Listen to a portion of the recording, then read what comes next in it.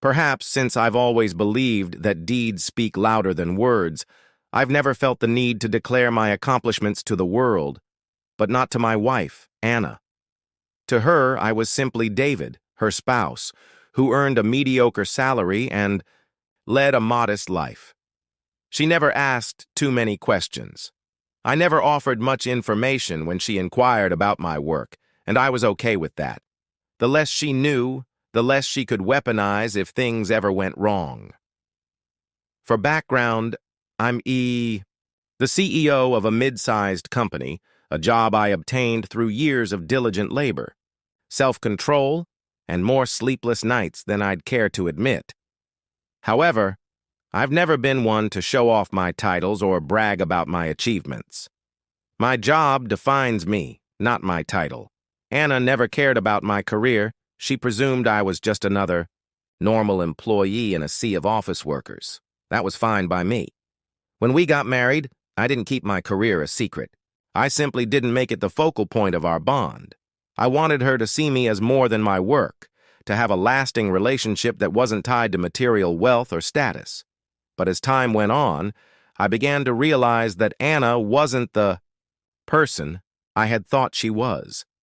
Her priorities shifted and her behavior toward me changed. She began to treat me as though I were merely a character in her novel, someone to lean on when it was convenient and discard when I wasn't needed. Because of my quiet demeanor, she assumed I was lethargic, unambitious, even lazy. She had no idea how many hours I'd spent building a company that met her every need and want. At first, I didn't mind her misunderstandings. I told myself, everyone's entitled to their opinions. But her dismissive tone grew sharper. Her words cut deeper. What started as small criticisms snowballed into full-blown disdain. Through it all, I stayed silent, absorbing her jabs like a sponge, hoping the storm would pass.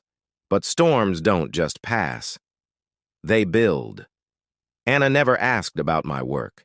She never cared about the restless nights, the endless meetings, or the pressure of running a business. Instead, she would frequently discuss her own contributions, comparing them to mine as though I were some lazy bystander. I wanted to share with her the realities of my life, but something held me back. Maybe pride, or perhaps a subconscious desire to see if she could accept me for who I truly was, without the gaudy title. Spoiler alert, she didn't. Instead, I played the role of the calm spouse. I didn't argue. I didn't disagree. Not because I was afraid to speak up, but because I didn't see the point. Actions, I reminded myself, always speak louder than words. But now I wonder, should I have corrected the record sooner?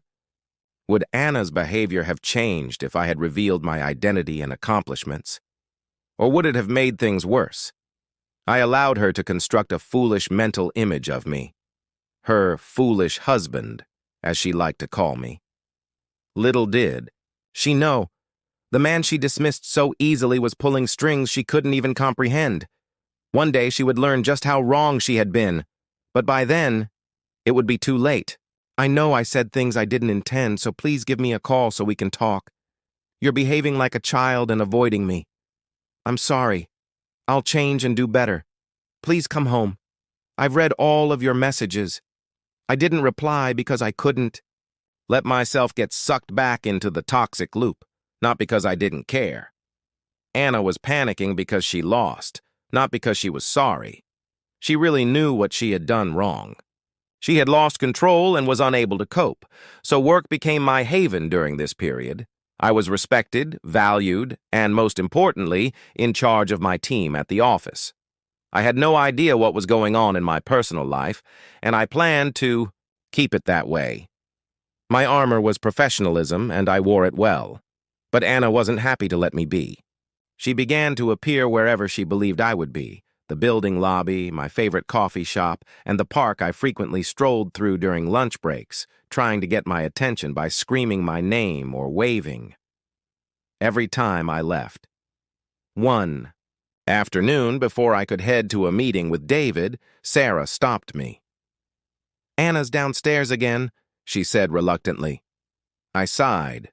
rubbing my temples. "What is she doing this time?" "She appears agitated," Sarah replied. "She says it's urgent." I leaned back in my chair, carefully considering my options before telling her, "Let her know I'm busy. If she really needs to talk, she can send an email." Sarah hesitated for a moment, then nodded.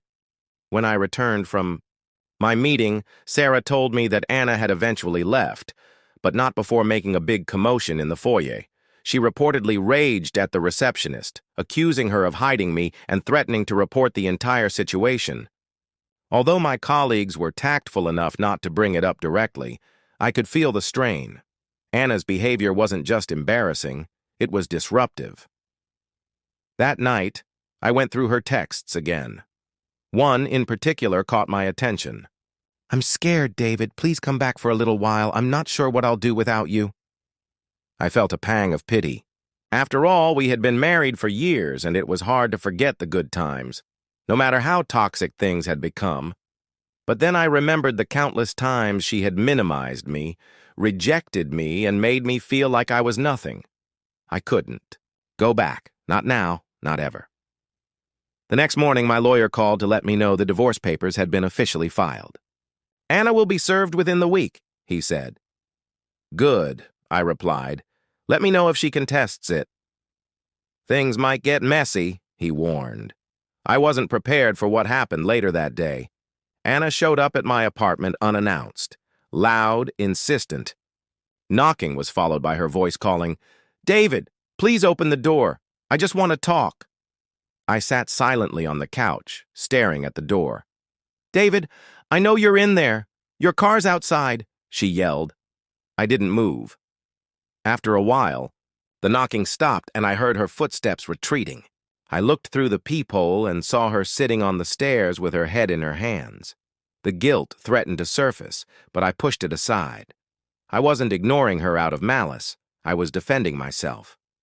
I had spent years of my life with Anna, and she had thrown all my patience and understanding away. That evening, I poured myself a glass of wine, locked the door, and turned off my phone. For the first time in years, I felt a sense of peace. Anna could panic all she wanted, but I refused to let her ensnare me again. This was my life, free, independent, and finally under my control. When Anna received the divorce documents, I knew she wouldn't take it well.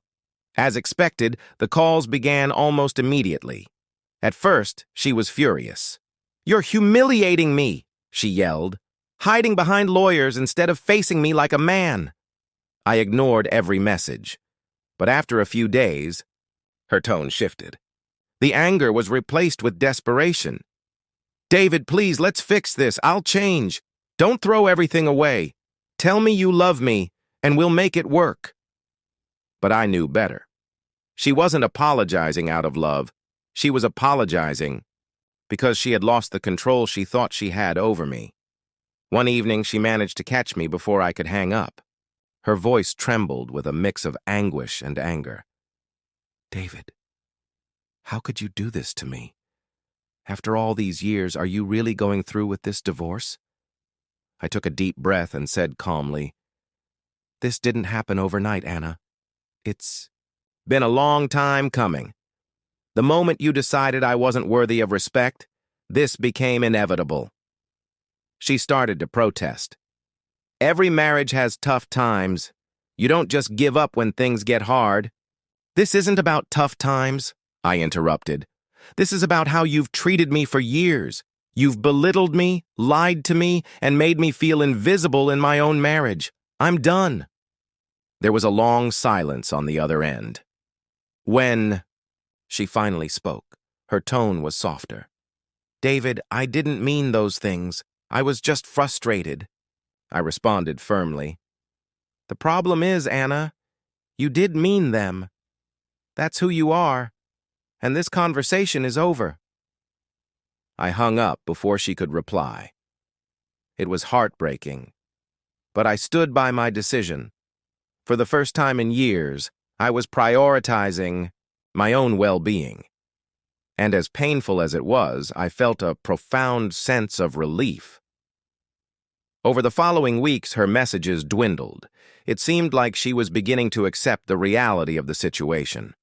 When the divorce was finalized, I knew I had made the right choice. I was free.